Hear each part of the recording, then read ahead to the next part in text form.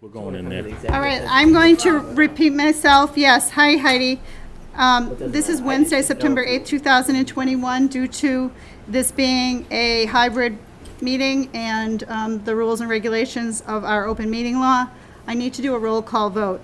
So currently, we have two members of our board. We have Heidi Conway and Mark Stiles zooming in with us. Mark, can you hear my voice?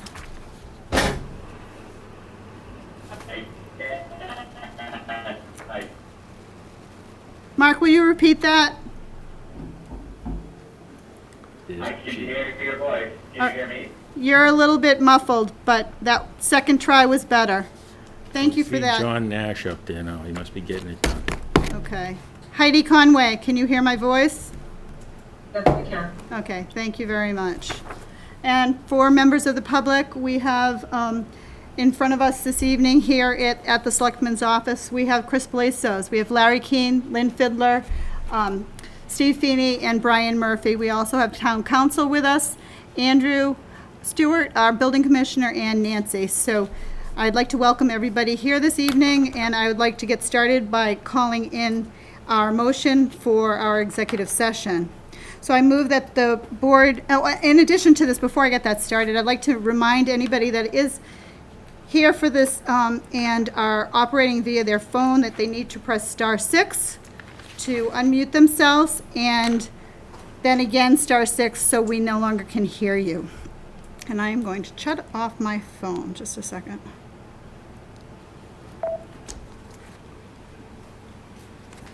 Alrighty.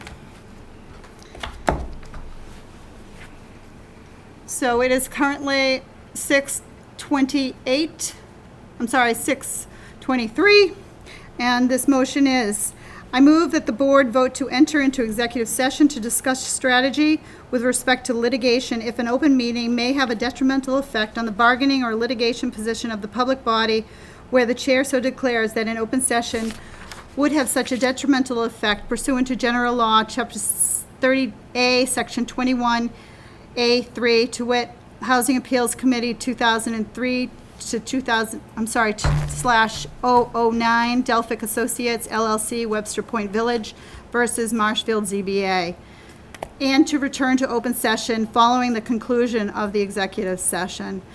Do I have a second? Second? Seconded by Brian Murphy. All those in favor? And tonight we do have all 5 full members and all 2 associate members. I will start with what we have here in this room. Do we have seconded? All those in favor? Aye, Chris Belazos. Larry Keane, aye. Lynn Fiddler, aye. Steve Feeney, aye. Brian Murphy, aye. Mark Stiles. Heidi Conway? Okay, so this is a later than we expected, so we're a 10-minute delay right now in going into executive session. This board will leave this room and re-enter, hopefully in the next 15 minutes or so. I appreciate everybody in front of us this evening, and we have 2 members that are also on Zoom. So this begins our special meeting. We just came out of executive session. So I'm going to repeat, and before we get this started again, Mark Stiles, can you hear me? I can. Can you hear me? I can. Hello, Mark. Heidi Conway, can you hear me? Yeah. Excellent. John Stan. And all board members are here, and I identified them prior, but again, Chris Blazos, Larry Keane, Lynn Fiddler, Steve Feeney, and Brian Murphy are here. So this evening, we have 5 members and 2 associates. I'd like to remind the public that if you are attempting to call us at a point where the public is allowed to speak, you need to press *6, and then again, press *6 to mute yourself when you are finished speaking. So, I'd like to begin this evening, and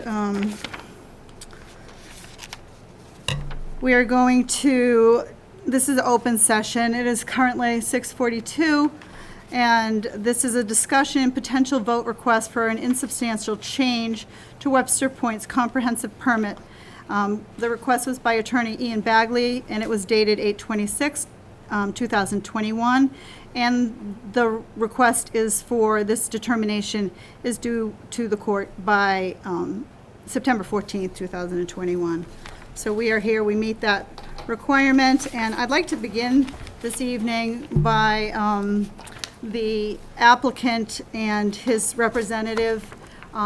If you'd like to come to the front and approach the board, and I am going to add, as we get started, we have a few pieces of documents here in front of us this evening. We have a document from August 26th, which came to the board, and that was a request for an insubstantial change to the comprehensive permit for Webster Point Village, and that was by Dragon and Associates, and I believe that was 60-something pages. So the board has reviewed that, correct? Everybody's reviewed that? Yes.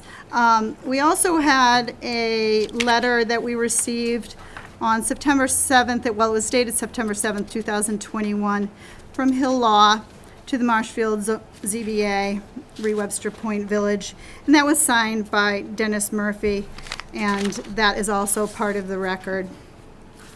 And lastly, we received a in-depth response to the board from Ian Bagley, which is dated September 8th, 2021, and we received this, I think, 10:30 this morning, and that also is 70-something pages long, and it's, I spent all afternoon looking at this. It was a lot of fun. So, without taking any more time and explaining what other history we have with this project, I'd like to ask you to identify yourself for the record, and you don't need to reiterate all of this. Okay. But I'd like you to hit the major points so that we can make our minds up and get moving. Yes. Okay? Thank All you right. very much. Thank you.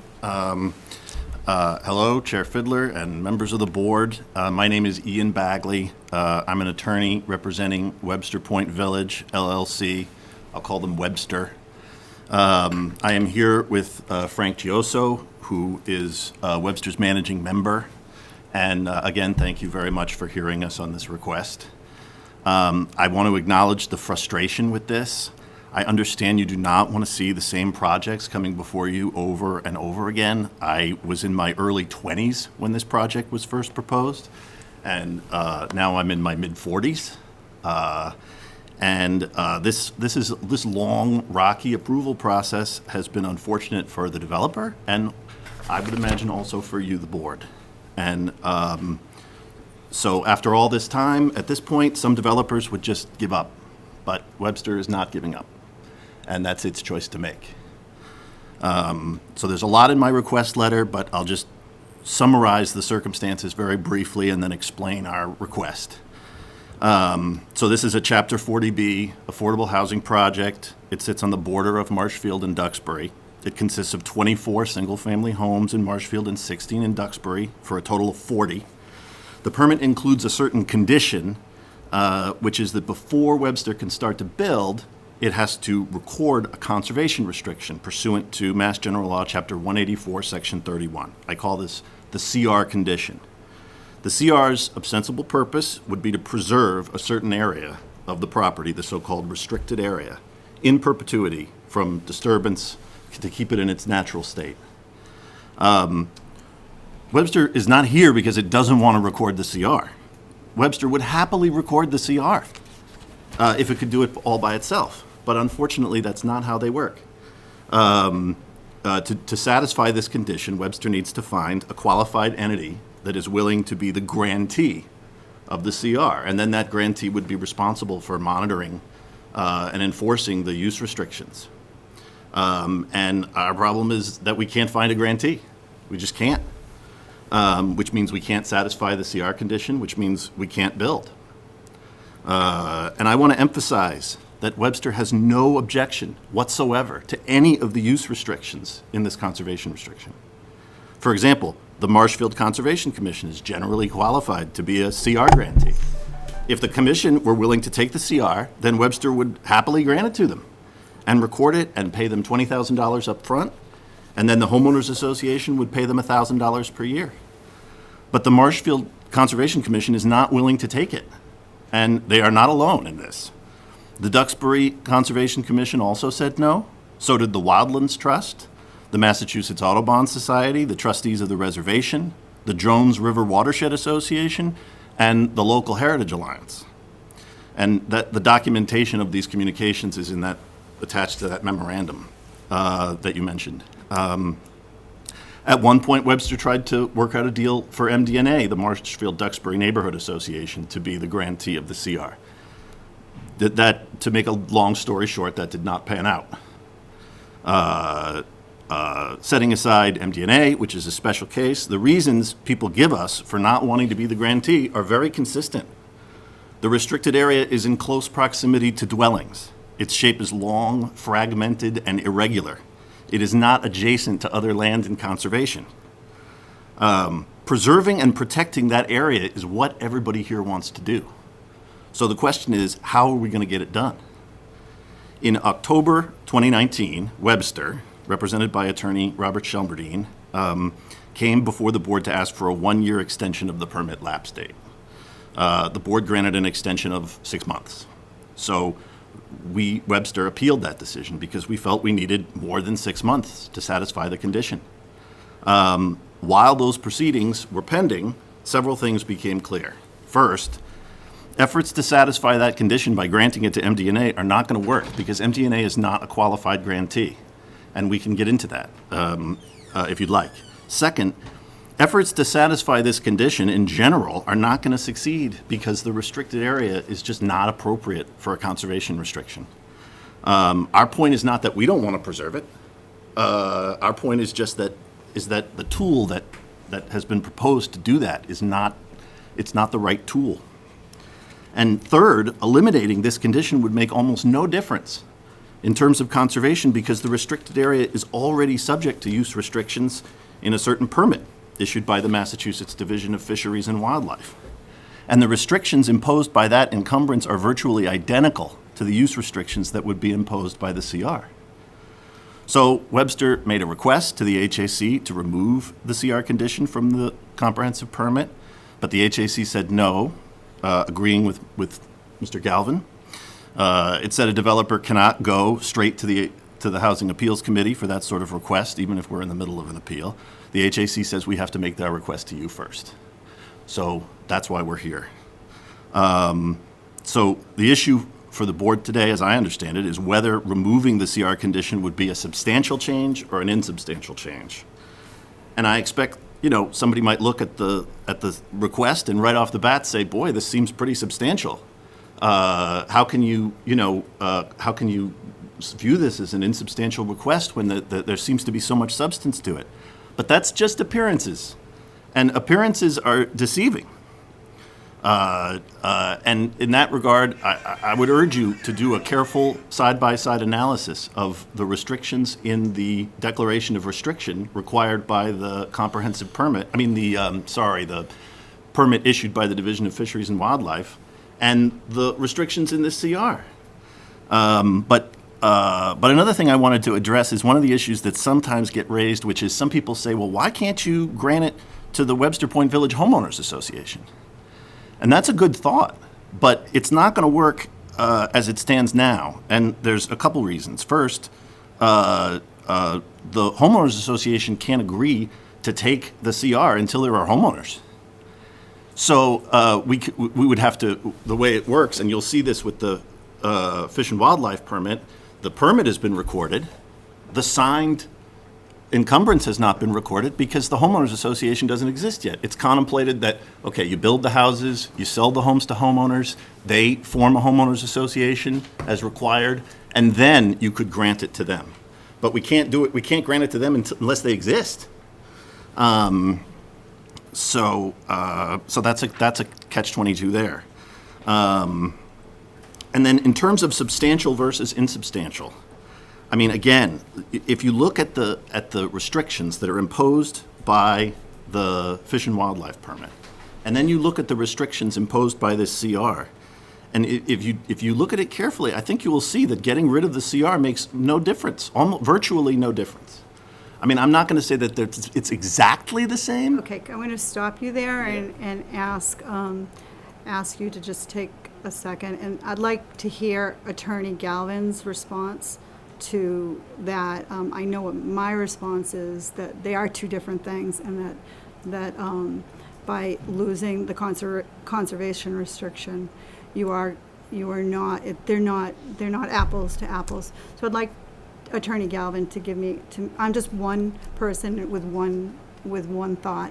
Just a second. Attorney Galvin?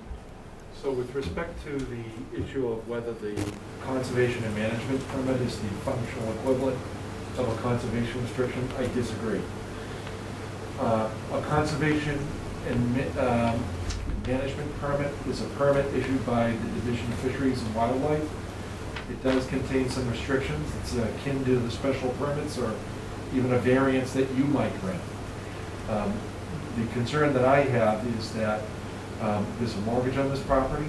The mortgage has priority in time over the conservation management permit. If there's a default declared under the mortgage and the mortgage is foreclosed, the conservation management permit and anything that's behind it on record is wiped out.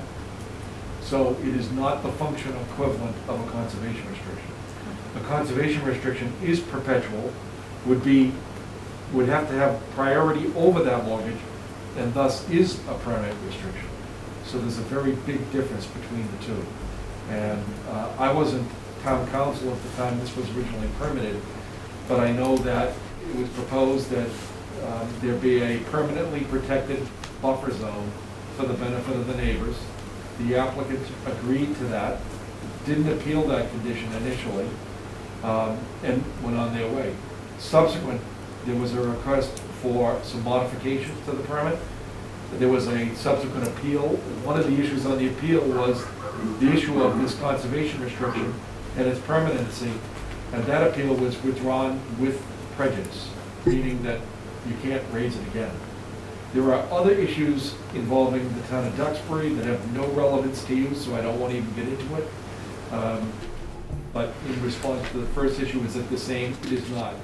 On August 26th, when we received this letter, I requested that the applicant developer submit a title report so we could confirm whether the conservation and management permit was recorded and what its priority was.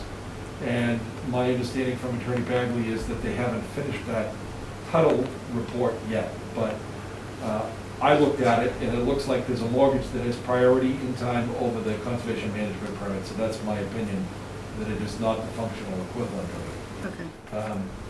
With respect to the issue of substantiality, there are some statutory criteria, regulatory criteria in the Code of Massachusetts regulations.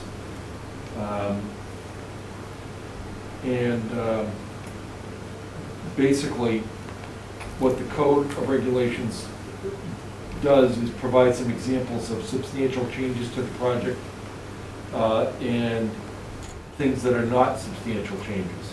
And I'm going to tell you what those are, because that might help you when you're deciding this issue. Okay. These are contained in 760 CMR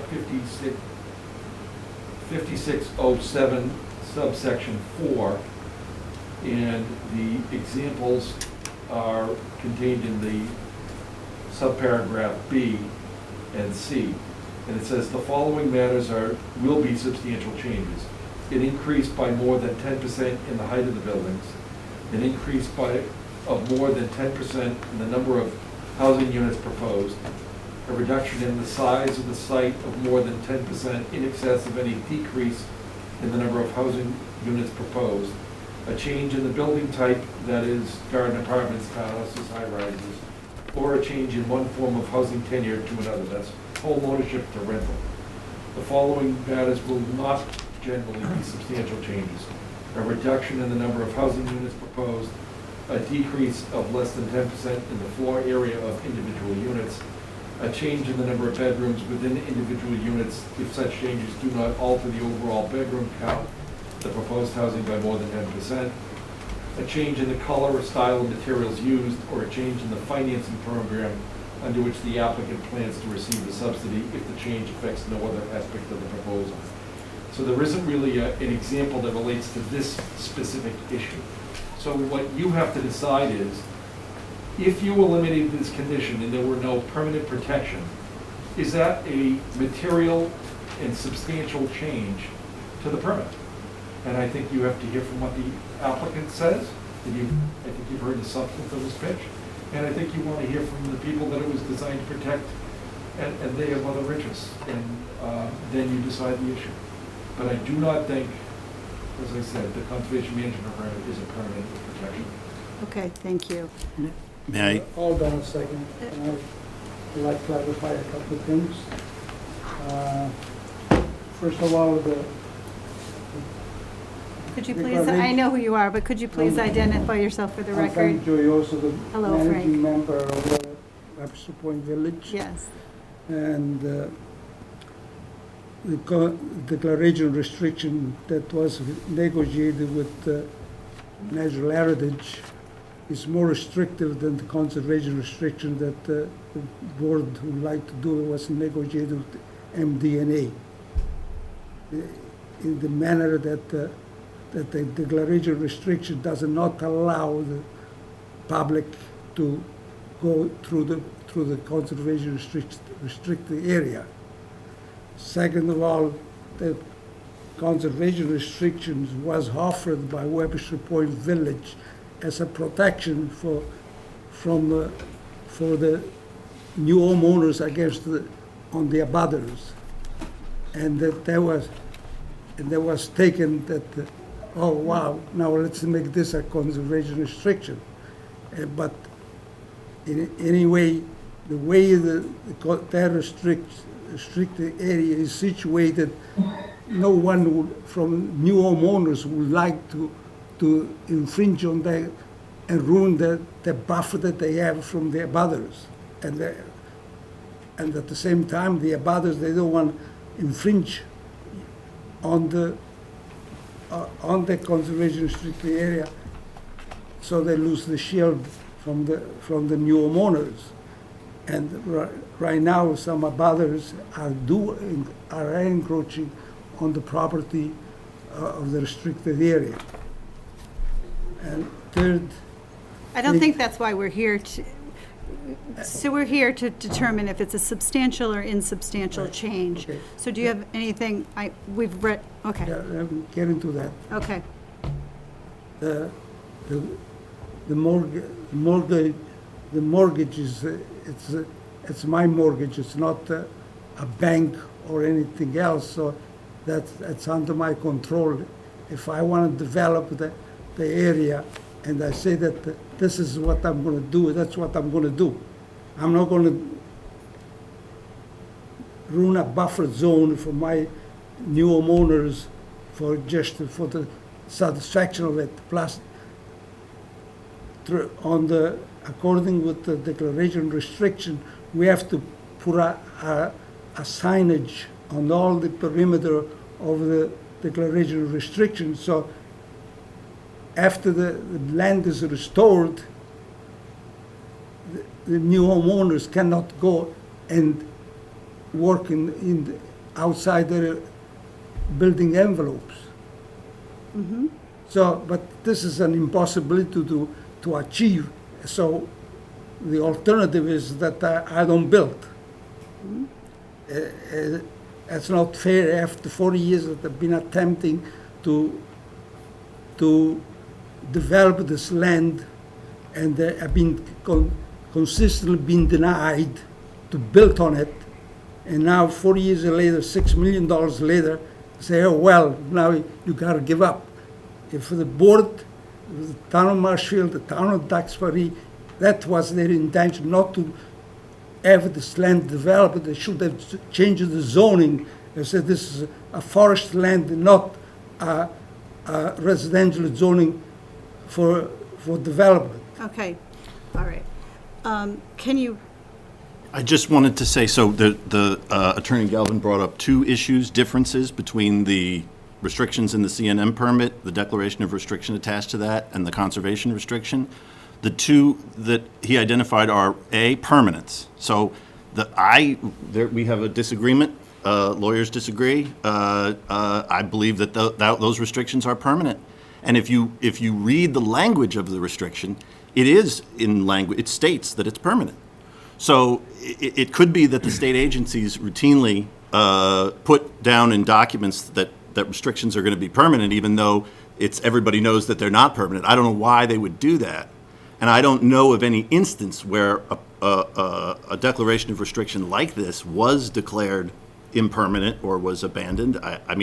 I think that this is a legal question that will go through can be adjudicated, but I really do think that is a permanent restriction. Okay, number two. And then Can I ask the you a question? Yeah. Yeah, so, Bob, if he holds the mortgage, if he was to remove the mortgage and then put the restriction on, and then apply the mortgage after, so it's a mortgage-free Be a property. better argument than Brian. Okay. The other issue with this mortgage is I'm trying to figure out, and not just for the reason that Frank just mentioned, but setting that aside, I'm sorry, Mr. Gioso, but setting that aside, what is the scenario where that mortgage would make a difference? Because if the buildings aren't built, then there's no protections at all.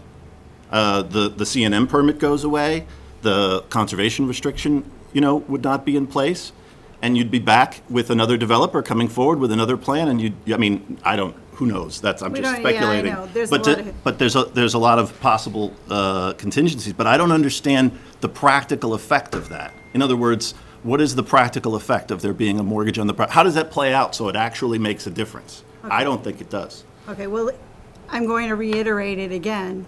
We're here to understand if this board will accept this as a substantial change or an insubstantial change. And that's the gist of why we're here tonight. So what I'm hearing is there's a lot of things at play, but I'd like to hear leaning towards this is a substantial change. So I'd like to, Attorney Galvin had his hand So to we're gonna, help me out with In this. addition to being a land use counsel and a municipal attorney for 30 years, I've also been a conveyancing attorney for that many years. I've conducted foreclosure sales, okay, on behalf of the lenders that I've represented. And I can tell you the legal effect of that foreclosure is to wipe out everything that's behind it.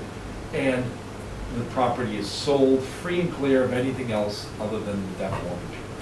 Okay, But- so the reality is, it is uncontrovertible what I'm telling you, that permit goes away. And Attorney Bagby just admitted that if he doesn't build the project, the conservation management permit goes away. It's not permanent if it could go away. Right. Well, it's So not I'm permanent sorry, right just- now. I'd like to stop you for a second. So this board is here under the advice of counsel. We've spent quite a few minutes going over your side of the story. I shouldn't say story, but at this point. So I'd like to make sure we're clear and give the board an opportunity to raise some questions if they have some, or go to the public, because this is a special meeting and we'd like to move it along. Are there any questions from the board No, to this applicant? No. I have none. Heidi, do you have any questions? And Mark as well? Mark? I do not. Okay, thank you. So I'd like to take this opportunity to address the public and give them a few minutes of our time before we go to closing this and ruling on how we feel about an insubstantial or substantial change. Do I have a member of the public that is in favor of this particular request for this being an insubstantial change? Again, if you're dialing in, I'd like to remind you, you need to press *6 to unmute yourself. I hear crickets. So we are going to go to the other side of this coin. Are there any members here of the public or the representatives that would like to address the board and argue that this is a substantial change? Sir, would you identify yourself for the record? Yes, good evening, Madam Chair. Dennis Murphy from Hill Law, members of the board. I've represented the Marshfield Duxbury Neighborhood Association, MDNA. Many of the folks you see here who live on Prince Circle and Duck Hill Road have been contending with this project for quite some time. I sent you a letter yesterday. I'm not going to reiterate anything in it. For those of you who've been on the board, Was it yesterday? Letter. September 7th, 2021? I have not seen that letter. May I have a You copy? may certainly take mine. I didn't see whatever was submitted by Attorney Bagley either. Yes, We can work that out. But I'm sure we will. for tonight, for those of you who have been on the board for some time, you've been faced with this exact question by this exact same applicant. That is, twice before, they have come to the board and asked to remove this condition. And twice, you said that's a substantial change. The reason Never it's, done. Sir, the reason that you said so is for all the things that you've heard a preview of. And I'm not going to inundate you with paper, but what I filed last time is this, which is double spaced. And the last time that request, this is April 6, 2018, it's directed to Mark Ford, who was the chairman at the time. So. can I So- see? Yeah, I'm sure. sorry, I'm just, Okay. So, this is, I'm going to stop you. This is April 6th, 2018, Hill Law, and it's quite extensive. Okay, just for your records, Nancy? Okay, thank you. yeah, thank you. And so for tonight, I've only submitted a 3-page letter. I ask that you find that the request would be substantial, and I don't want to bury you with more paper. I'll see what Attorney Bagley has filed, but there's two sides to the story, and the crux of it is that in 2004, my clients struck a deal with the developer, and the deal was that you were going to protect this area with a CR. Your permit was amended to adopt that condition into the permit. If you go back and read the language, it says that this CR condition is separate and independent from the turtle permit, from the conservation management permit from Natural Heritage. And that was for a reason. The reason, you've heard some of it, but what I would say is, don't get into arguing the legalities. Respect the deal. The deal was the deal. And all these people are here now. Marion's been there 50 years. Martha's been there even longer on this street when it was laid out.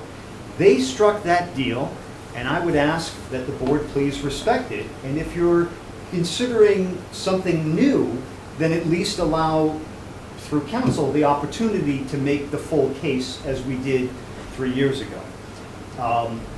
I've detailed some other issues in the letter. I think there's a very good argument that just as a practical matter, the permit he's asking to change is recorded at the registry. If you do this as an insubstantial change, the 2015 permit, I can give you the book and page number. Please do. It's a recorded document. If you do this as an insubstantial change, somebody's got to record something over that. If you don't have a public hearing, it gets very messy, because the way the regulation reads is that if you deem this to be insubstantial, the comprehensive permit, which is recorded, is deemed changed. But it's actually on record, and it's not changed. Somebody has to record an amended permit. So there's that practical reason right there. Another reason that you can seek your own counsel on is I think there's a fairly good argument that the permit's actually expired. The last time we were here was for an extension. They asked for a year, you gave them 6 months. If you had given them the year, that would have expired last November. The most the HAC can give them is the year they asked for, and since then, they haven't asked anybody for a further extension. They didn't come back to you, they haven't gone to the HAC. Now, in my simple way of thinking it, the permit's expired, and why are we going to spend a lot of time amending an expired permit? So that's a third reason that this has to be done as a substantial change, because I don't want to get into the substance of what this is that I submitted 3 years ago. Thank you. Yeah. It's a lot. So for those reasons which I articulated in my letter, and mostly for the folks that have lived on Pratt Circle and Duck Hill, and through their lawyer cut a deal all those years ago, we ask that you find this to be a substantial change and set it down for a public hearing. Thank you very much. Thank you. Are there any other comments from the public? Again, press I star would like to 6. comment, Just a minute, sir. Press 6 if you would like to be heard.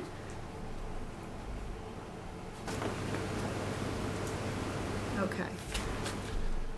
So, so far this evening, board members, we have heard from the applicant's attorney, the actual Frank Gioso. We've heard from Attorney Galvin and, again, Attorney Murphy.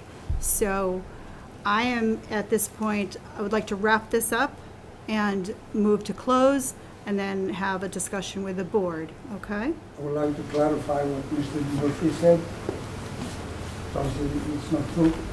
Okay, sir. In Counsel? The 2004 agreement with MDNA has been rescinded, is no longer valid, and the declaration of restriction from National Heritage was imposed in 2008. So there was no mention that the CR in the 2004, there couldn't have been mentioned that that would supersede the declaration of restriction. Okay.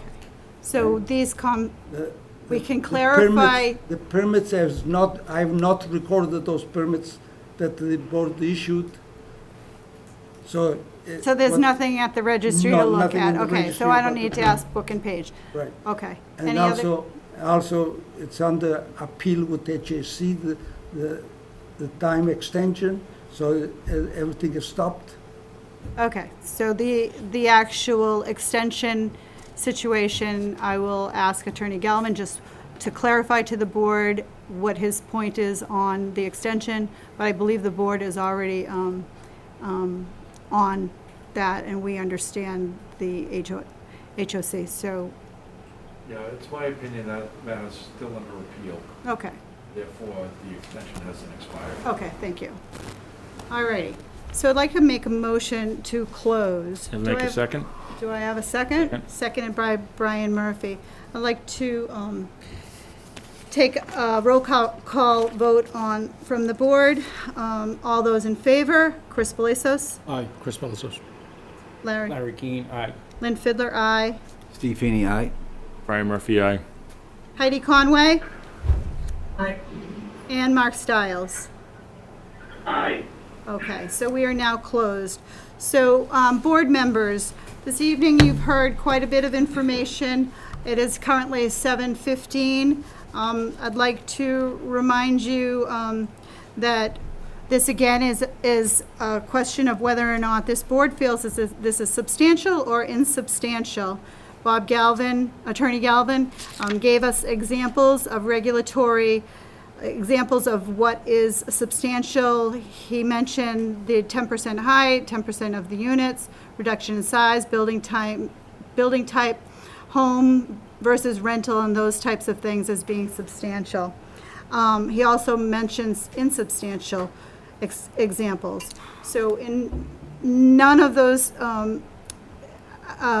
examples specifically outline this particular situation with a CR, but we did have a note from our planning board, and that was via Greg Guimond, and that is also part of the process here. And his recommendation was also that this should be a substantial change. I'd like to hear the board's opinion on this, and then move to make a vote.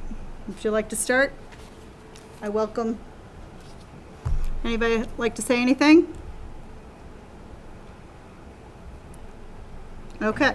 Okay, it appears the board is satisfied with the information in front of it at this particular time. So I would like to make a motion to deny the substantial change and argue that it is to make a motion to the board that this is a substantial change, and I'd like to have a second on that this is a substantial change, and we will be voting for that. Do I have a second? Second. Seconded from Brian Murphy. So the voting members on this will be the full-time members, so Chris Blazos and Larry Keane are associates. So the members here voting this evening will be Lynn Fiddler, Steve Feeney, Brian Murphy, Mark Stiles, Heidi Conway. But I'm going to start here with Chris. Chris Belzos, substantial change. Thank you. Larry Keane, substantial change. Lynn Fiddler, substantial change. Steve Feeney, I would agree with that it is a substantial change. Okay, Brian Murphy, substantial change. thank you. Mark Stiles. I do believe it's a substantial change. Thank you. Heidi Conway. I believe it's a substantial change. Thank you, Heidi. So we have a vote of 5-0 from the ZBA. And I think we're good to go. So is there anything else that we need to do, Attorney Galvin, to Should issue finalize a this? written letter to the applicant developer memorializing your finding. Also, I would like that the board will issue how we're going to develop this property. Because there's no way that a grantee can be found or the CR would approve this as a conservation restricted area. I mean, if you put us in the position where we just have to keep pushing this process or give up, then what's the solution? It would be great if we could come to a solution, especially since we all agree about what we want to do on that property in terms of conservation, in terms of preservation. There's got to be a way, because otherwise this will keep going. This board is not in the habit of, Sorry. yes, okay. So if you have any specific comments or concerns, you can address town council or address Nancy, and then they'll get back to the board. But at this point, this hearing is now closed. Thank you very much. So I'd like to make a motion to adjourn for this evening.